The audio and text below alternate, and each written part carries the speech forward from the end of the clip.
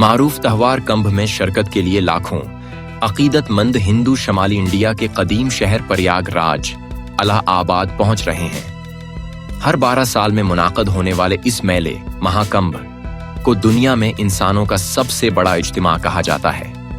ये पैर के रोज शुरू होकर अगले 6 हफ्तों तक जारी रहेगा। इस दौरान दुनिया भर से आने वाले अकीदतमंद संगम पर गस्ल करेंगे।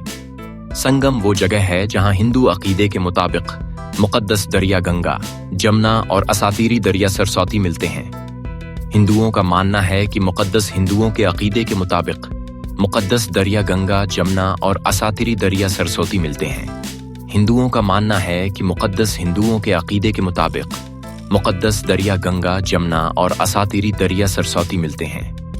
हिंदुओं का मानना है कि मुक़द्दस हिंदुओं के अकीदे के मुताबिक मुक़द्दस दरिया गंगा, जमुना और असातीरी दरिया सरस्वती मिलते हैं।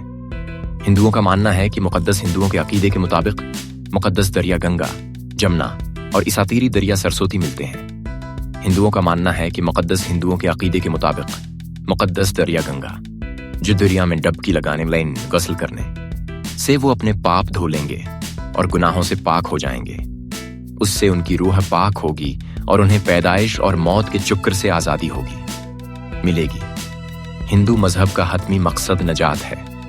इस 45 रोज़ा मेले में तकरीबन 40 करोड़ आज़मीन की शिरकत मुतवक्का है। ये इतने बड़े रकबे में फैला हुआ इज्तिमा कि उसे खला से देखा जा सकता है।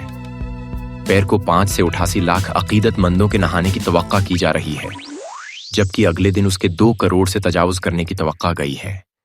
मंगल के रोज को खास अहमियत हासिल है क्योंकि इस रोज राख से आलूदा नंग धड़ंग हिंदू साधु, जिनको नानगा साधु के नाम से जाना जाता है, सुबह के वक्त शमाली